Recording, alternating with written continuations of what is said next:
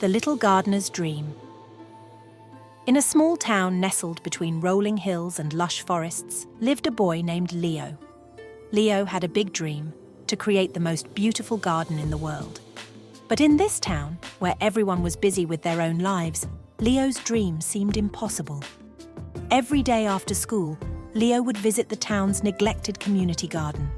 He imagined rows of vibrant flowers, towering sunflowers, and lush green plants filling the space. But all he saw were weeds and bare soil. One sunny morning, Leo decided to start his dream garden. He began by pulling out the weeds and turning the soil.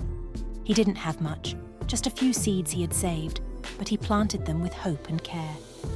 At first, Leo worked alone, but soon his neighbours noticed his efforts. Inspired by his dedication, they started to help.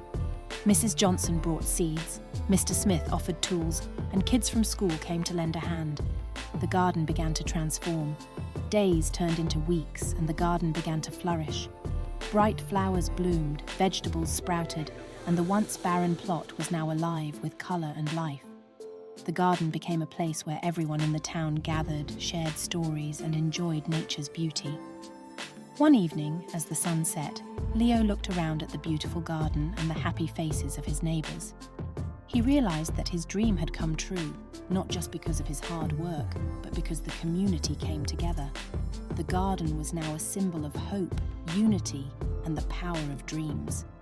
Leo's garden taught everyone that even the smallest dreams can bloom into something wonderful with a bit of determination and a lot of love. Thank you for watching Leo's journey. If you enjoyed this story, don't forget to like, share, and subscribe for more heartwarming tales.